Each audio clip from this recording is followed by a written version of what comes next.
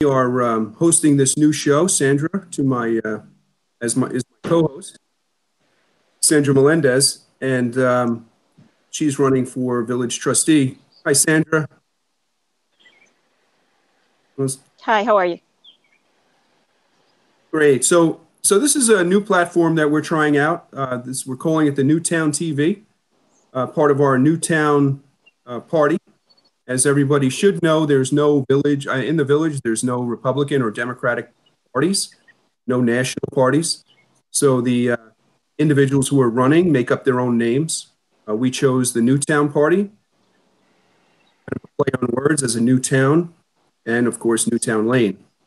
So we're here today. We're going to, this is our first show, so there might be some little glitches here and there. So if you bear with us, get through this and hopefully have some fun. We also ask you to share this with all your friends right now on Facebook so that we can get as many viewers as possible. And I'm just going to turn it over to Sandra for a second. Obviously, we're all in separate locations. And I think the first thing we want to do is say a very loud thank you to all of the first responders out there who are putting their lives basically on the line every day, more than usual with this horrible virus going around. So thank you to all of them. And Sandra, you want to say a couple words? Just say hi. Yeah, I just want to say hi to everybody. Thank you for the support. Thank you for watching us today. I know it's crazy times with this pandemic, so we're trying to do the best we can, all staying home, staying safe, and thank you for being here with us. Like you said, it's our first show, so let's try to do this as best as we can. Thanks, Sandra. So again, this is our first show. We plan on doing a show every Monday at 5 o'clock, not to take away from LTV, which is they're doing a great job. They have a show live at 5. So we're only doing Mondays. We'll have a different issue on each week. And it should be fun. And we welcome questions. You can type in questions as we're speaking. We have Marcos in our control room. Hi, Marcos. Does a great job for the campaign. He basically is the campaign. He's done a great job for us. So without any further delay here, you can see there's 2 more faces on the screen. This is Kenny Brabant. He's the president of the East Hampton Village Police Benevolent Association. And with him is Stephen Niggles, who's the vice president of the East Hampton Village Police Benevolent Association. Hi, guys. Hey, Jerry. How are you? Great. So just explain, basically, if you would, Kenny, explain what the Benevolent Association is. A lot of people don't really know the difference between the police department and the Benevolent Association. And maybe you could just explain that quickly, and then we can go from there. Yeah, it's we are the union, our union, which protects all the police officers. They've been committed of, or not along with the village, but our own personal backing, so we don't get sued civilly. And we also do a lot of fundraisers for scholarships that we have, and it's also to help the community. Yeah, it's great. The PBA, and that's obviously PBA is short for Policemen Benevolent Association, does a great job. They represent the fine men and women who serve the village, and they negotiate contracts. They protect the officers from any type of discipline that may come their way, from civilian complaints to internal complaints. So they're there as a protector, and they really do a great job. They negotiate a contract, which is usually very fair, and and it's basically the guidelines for the administration to use when dealing with the police officers. And it's obviously my history. I'm the former village police chief. I work very closely with both of these gentlemen and their prior presidents and vice presidents, and we've always had a very good working relationship when it came to union matters and personnel matters and things like that. But recently we did a screening, which is the PBA actually held getting politically involved in the process for village mayor. And trustees. So I thought that was very interesting. I think it's been a long time coming. I think it's important for the men and women who it's the biggest union in the village, the biggest budget item in the village. So I think it's important that you have to stay and that people represent themselves and help as much as possible to make it a good working environment for all the employees. So why don't you, Steve, maybe you could explain, like, why'd you guys decide to get involved in the process this year? Well, first off, thank you for including us in this process. We decided as a union to more so step up our involvement with this. You were the first village candidate to approach the PBA looking for support, so we were very fortunate in that and took the process and that all into consideration. We held the screening process like you spoke about, and it was tough. It was a tough discussion, but ultimately at the end of the day, we felt as a union that you were our best choice. No, I appreciate that.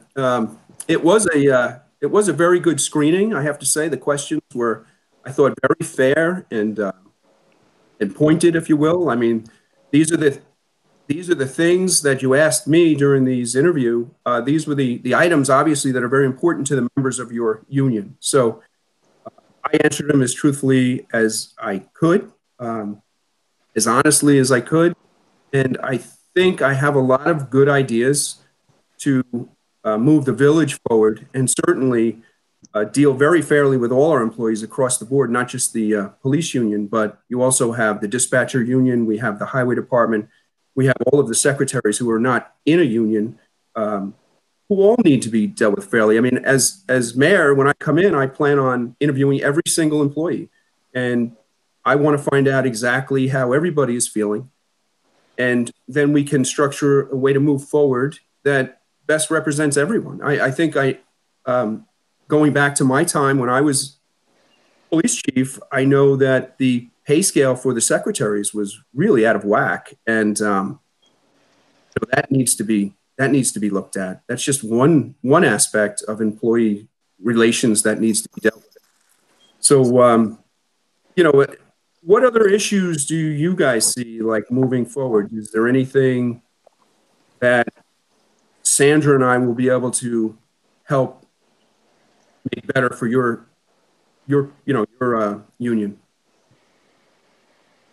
There are a few issues that we have discussed with the past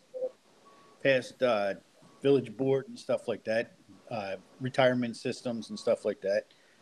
And hopefully you'll be a little more receptive than the past. And I'd like to have a good working relationship with the village board. Like I told everybody in our screening, that it'd probably be better that everybody work together instead of arguing all the time and to get things done. Right. I agree. I mean, even again, I go back to my experience, and there's always been this, problem with the village not getting involved with negotiations for a fact. In fact, I mean, again, this is the largest budget item in the village, and there's no one from the board that sits in the negotiations, which is really unheard of. That goes, every chief that I spoke to when I was there told me they always had a representative from the board in negotiations. I mean, it's really it's a really simple thing to do, because, if you have a lawyer there, and I think that's what the village, if that's what they did when I was there, if that's still the practice, they had a labor attorney there. And the problem with that is it's kind of self-serving to not resolve a contract because he's getting paid by the hour. So the longer he can drag this out, I'm not saying that he does, but I'm saying, no offense, Sandra. No, I'm not taking. But, it's very costly. So to have an actual board member sitting on the negotiating table is a better way to go. So, in my opinion, and that's what we will certainly do when we get into office. Definitely going to do that. And moving on, like negotiations, that's one issue, and then we move into staying with negotiations. I was under the understanding that the PBA had put a nice deal on the table that would have saved taxpayers about $250,000, if I'm correct. I saw. So if that is true and the village rejected that, I mean, that doesn't really make a lot of sense to me. So, those are things that, we can work on together. Yeah. I plan on resolving these. I mean, most of your contracts, except for this last one, have gone to arbitration, correct? No, the last two actually have not. We The last two. right So before. this last one, I believe, is for 5 years, and the one prior was what, for how many years? 4 years, I believe. 4 years. 4 Yeah. years. So in my memory, we definitely, a lot of them had gone to arbitration in the past. So, and it's very costly to go to arbitration. So I think we can, and in my experience, the PBA has really never asked for anything that was unreasonable. So I think working together, we can alleviate a lot of that wasted money, wasted cost for the taxpayers and for the PBA, to be honest. So moving into the discipline system, many years ago, the discipline system was changed by state law, which allowed the village to have their own hearing officers. And prior to that, it went to arbitration. And, in my opinion, the arbitration is a more fair way to go. The system they use now, the village basically is the judge and the jury. And they don't even if you have a judge who finds one way, the village can not listen to that and go the totally opposite way. So, I mean, we refer to that as a kangaroo court. So, that I would like to change as well. I don't think that is a fair system for anybody who is brought up on any type of charges. We should have a fair system. How do you feel about that? That would be great. I mean, because right now it's totally unfair. But I mean, there's been cases I know in Freeport where a guy was convicted of supposedly assaulted someone at a call. They brought it to trial. He won the trial, but the village still decided to fire him anyway, even though he was not guilty. So he lost his job for doing his job. Yeah, and I think it's a really unjust system because it doesn't let people, if they feel they're innocent, they still may not want to go to trial because they risk losing their job even if they're found innocent. So to me, it doesn't make sense. And I think the old way really worked better. It's almost like this bail reform. They have the right idea with this bail reform, but it needs to be tweaked. And I think if you jump over to discipline, I think we need the same idea over there. It needs to be tweaked. It's not a good system for somebody who's alleged to have done something. That's my opinion. So, Sandra, you got anything or anybody? I mean, this is an open show here. Anybody writing any questions? Is there anybody out there who has a question? We got two very long. Steve, how long have you been? Kenny's been on for 20 years. How long have you been on, Steve? I have 10 years as a police officer. Yeah, so 10 years. I remember when I hired you, Steve. And that is true. The thing about Steve is he comes with delicious blueberry muffins. If anybody doesn't know Steve, he owns him and his family own the Roundstorm Farm, which makes great food. Giving a little plug out there, Steve. Yeah, I appreciate it. Thank you. But they make the best food, and the muffins are incredible. So those used to show up at work every once in a while. So very happy with that. All right, I think I saw a question coming in. Do we have something, or Marcos, anything from you?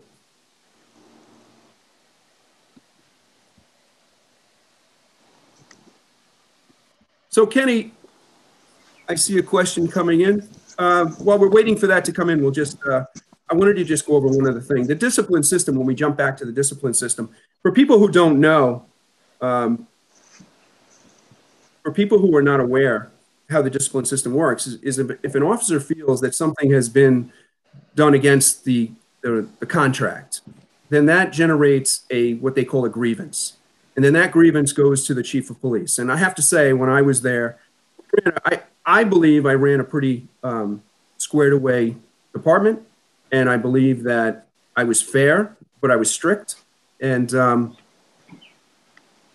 I have to say, during my 14 years as chief, we never had one grievance that that had to go beyond our building. There were grievances, but they were resolved at my level.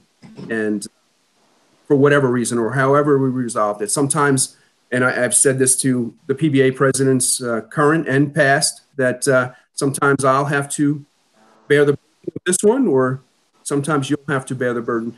But the nice part about it, we were always able to negotiate and come to an agreement, even though, you know, one of us may have not been as happy as we would have to avoid going to step 2, which then involves the village board.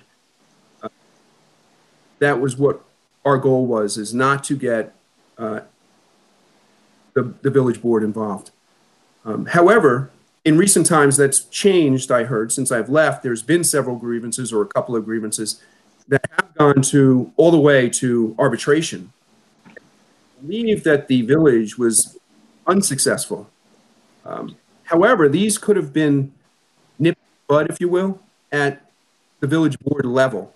But again, there's a disconnect somewhere, or a rubber stamp somewhere, that is just letting these things go through, similar to negotiations. And that's what causes the rift between the union and the board. And that has to end. And it will end under our administration. So am I correct in saying that, Kenny, or am I off base? The one that went to arbitration was, I believe, the dispatchers, and I don't know much about that one. We had one that went to the full thing, and most of the time ours is language in our contract. I mean, we have to get with the village board and reorganize our contract with the language, because some of the language is pretty vague, and it can be misleading and stuff like that, because one person thinks it's one way, and like the PBA will think it's a different way. So, I mean, other than that, I mean, in my term, I've only had one grievance. So, got it. One grievance. You know, I have it confused, Kenny, with the dispatch. I think dispatch has had 2 or 3 that have gone all the way, and I think the village has lost each one of those as well. But now I think the village is suing dispatch, or it's gone. They took it to another level, which involves the Supreme Court or one of the courts. But you know, again, how to deal with employees 101. I think we're talking about here. So yeah, but there is a lot of gray area, and I said that during the interview process, that I would like to clean up the contract. I would like to open up the contract and clean up the wording. And I saw a question come in. Somebody was asking how many police officers are actually voters in the village, and I think there are only 2. So you ask, what good is this endorsement, right? But I think this endorsement is going to go a long way for Sandra and I, because I think people in the village really respect our police officers. And I think when they receive a letter in their mailbox from the PBA asking them to support the NewTown party, I think that is going to go a long way in electing me and Sandra. So it doesn't really matter about the number of voters. That's not the goal here. The goal is to get the word out and have the backing of a very professional organization like yourself. So I would just like to take a moment, because we're almost out of time, believe it or not. We're almost 30 minutes into this segment. So we're going to air this on LTV, so I think they have a 30-minute cap. So we're going to, I just want to read the endorsement that the Village PBA gave us. So, dear Jerry, thank you for taking the time to meet with the members of the Policemen's Benevolent Association. As you are aware, this is the first time in the history of our organization that we've decided to support a candidate for village mayor. The recent screening of all candidates by our executive board unanimously believes that your prior experience and proven leadership makes you the clear choice for East Hampton Village Mayor. We would like to see you lead the village with the same professionalism and trustworthiness as you did when you led the police department. Your actions as chief of police always earned everyone's respect, and you were always someone we could reason with.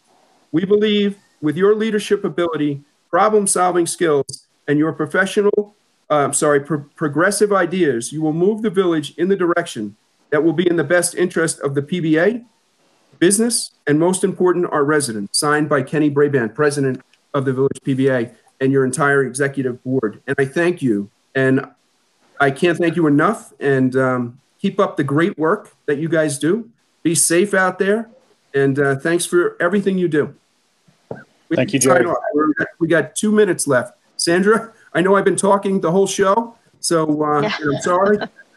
But I just want to do a little recap. With the PBA, we thank you for the endorsement, of course. And, you know, after listening to all the problems, it's all we've been saying, open door policy, to hear new ideas, to try to resolve conflict, and just try to make it as easy as possible to lead a village where we're doing things right. And I think the open door policy and listening is the key to all that. So thank you for your support. We hope that we can do a really good job for you guys. And that's why I asked her to join me. Isn't she great? Guys, thanks so much for coming on. And we're telling everybody out there in NewTown TV land to join us each Monday at 5 o'clock. Thank you very much for joining us. Thank you. Be safe. Thank you for having us. Thank you.